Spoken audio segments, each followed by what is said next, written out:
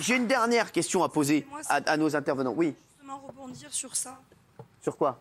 Sur son témoignage, parce que c'est quelque chose là que vous venez de montrer. On est contre ça. Je sais, mais ce que vous avez dit tout à l'heure. On le répète, mais on le répétera jamais assez, parce qu'en fait, le fait que les médias, des fois, on n'est pas forcément dans le sens où vous les montrez en permanence.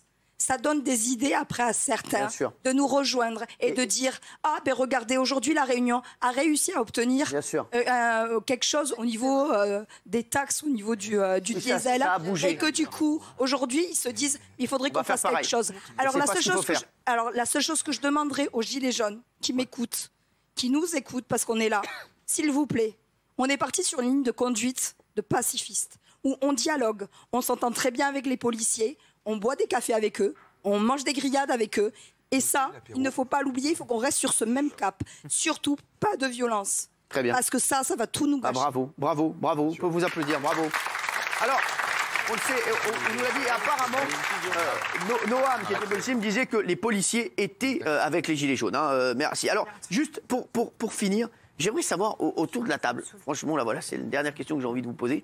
Est-ce que vous, les intervenants autour de la table, vous seriez prêts à mettre un gilet jaune ce soir, ou est-ce que pour vous, le symbole ne vous correspond pas? Doc Gynéco. Bien sûr, si vous me garantissez les propos contenus, mademoiselle. Allez-y. Vous me garantissez vos propos de paix. Allez-y. Paix, manifestation dans la paix. Bien sûr. Non, mais on vous entend pas, mademoiselle. Merci. Non, mais c'est bon. Alors, Bernard, dis la vérité. Oui, alors je dis la vérité, oui, parce qu'on ne peut pas dire. Eh ben, un gilet pour Bernard. Un gilet pour Bernard. Et on ne le fait pas. Et bien plus, j'ai eu la chance pendant 4 jours de les côtoyer. Johan, passe le gilet. J'ai eu la chance de les côtoyer tous les jours. Au péage, dans le sud. Et je disais, mais ça se passait, ça bloquait jamais, ça filtrait. Et j'ai trouvé les mecs très sympas. Merci. Christine.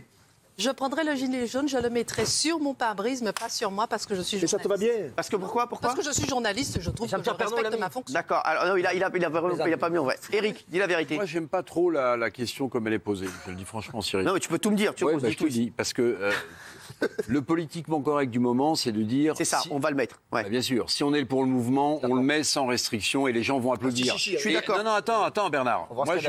Je suis d'accord, ça peut être démago de le mettre. Oui, c'est vrai. Moi, j'ai juste peut-être une petite qualité, c'est que j'essaie toujours de faire attention pour moi-même, de ne pas sombrer dans la démagogie. Si je ne mets pas le gilet jaune, je le mets pas, les gens vont faire quoi? Ils vont siffler. Bon. Ce qui n'est pas très... Non, pas du tout. Ah non. Personne n'a sifflé. Il y a juste un mec qui a sifflé, mais c'est pour chanter. Ce que je veux dire, c'est que si vous vous souvenez... Si tu te souviens de la séquence, j'ai mis stop au mouvement, j'ai mis victime en revanche, et j'ai mis réussite. Oui, c'est vrai. Donc moi, je ne mets pas le gilet jaune ce soir, même si je comprends. Je vais... Mais t'es pas hué, hein, personne ne te siffle. Cyril, je ne vais pas me cacher derrière ce qu'a dit Christine, mais j'adhère complètement. Moi, je considère que je suis journaliste, que les médias, c'est une partie importante de la démocratie, qu'on peut être pour un mouvement, mais si on veut continuer à faire son métier en toute clarté, en tout discernement, on ne peut pas épouser des causes. Donc je ne mets pas le gilet jaune. Jimmy Mohamed. Bien sûr, sans réserve, je sais d'où je viens. Certes, maintenant, je fais partie des privilégiés, il ne faut pas se mentir, être docteur, c'est pas la misère. Mais j'oublie pas que voilà, mon père est venu en France dans les années 70, que j'ai grandi dans une cité, que j'ai grandi dans un HLM, que j'ai dormi jusqu'à mes 25 ans dans un lit superposé et que désormais, aujourd'hui, je comprends la colère des Gilets jaunes. Ça peut faire rire certains, mais on a beau être finalement déconnecté parce que finalement ce quotidien ou ce plein d'essence qui augmente, peut-être que ça va pas me toucher personnellement, mais je comprends la misère et je comprends justement tous ces patients qui m'expliquent qu'ils souffrent et je vois autour de moi les gens qui n'en peuvent plus, les gens qui travaillent et qui ne gagnent plus d'argent malgré leur activité. Donc bien sûr que je soutiens les Gilets jaunes et je suis de tout cœur avec vous. Bon voilà, on te l'a mis. Non mais c'est... Karim. Moi j'ai le souci de la cohérence. Depuis que je décidé de m'engager dans la vie publique et la cohérence, c'est que depuis le départ, je soutiens ce mouvement parce que je dis haut et fort qu'il est légitime et il n'est pas nécessaire de gagner le SMIC pour être solidaire de ce mouvement. On peut tout à fait comprendre que des Français aujourd'hui, travaillant dur, et il y a une famille est obligée de se priver parce que tout augmente, parce qu'ils n'en peuvent plus, c'est pas une société qui est porteuse d'avenir. Et quand je vois des gens qui traitent de démagogues, des gens qui soutiendraient le mouvement parce qu'ils n'y seraient pas concernés socialement parlant, moi je dis, les gars, il faut ouvrir les yeux. On ne se bat pas que pour soi. Il faut sortir des égoïsmes. À un moment donné, quand on a des convictions avec force, on les défend, que cela nous concerne ou pas. Je porte le gilet jaune avec fierté. Voilà. Et derrière Absatou.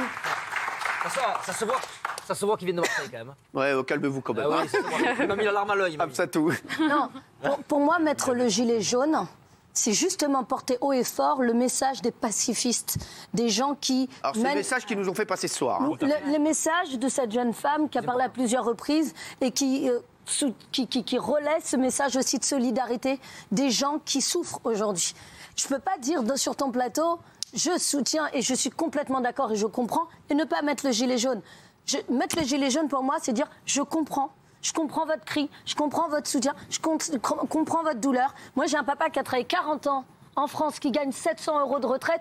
Ne pas mettre le gilet jaune, c'est insulter ce qu'il est. Alors. Donc, je suis obligée de le mettre, mais je le mets aussi par conviction, parce qu'on a entendu ici depuis plusieurs émissions la souffrance de ces gens-là. Et ouais, je suis pas journaliste et j'ai pas de neutralité, donc je le mets, ouais. Éric. Non,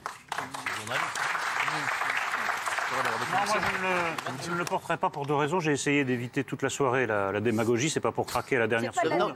Non, mais s'il il peut le prendre comme ça aussi. Je finis. Et ensuite, et surtout même, un gilet jaune, ça se mérite. Donc j'attends d'avoir passé 2 ou 3 nuits blanches. Venez demain matin. Bravo. Voilà. Une fois que j'aurai passé 2 ou 3 nuits blanches, peut-être que j'aurai le droit de porter un gilet. Mais là, le porter là, alors que je vais aller me coucher tranquillement... Ouais. Je trouve qu'il y aurait une forme d'imposture. Voilà. Donc je vous le dis franchement, pour les deux raisons que j'ai dites, non. Non, mais c'est compréhensible. C'est compréhensible, il a raison. Parce que... Non, mais c'est compréhensible parce que c'est vrai qu'il y en a plein. Tous les gilets jaunes, les pauvres, ils sont explodés. Ils dorment pratiquement pas. Merci aux maquilleuses, parce que c'est un toi, tout te va, toi. Arrête un peu, là. Je rappelle qu'il y a 77% des Français qui soutiennent le mouvement.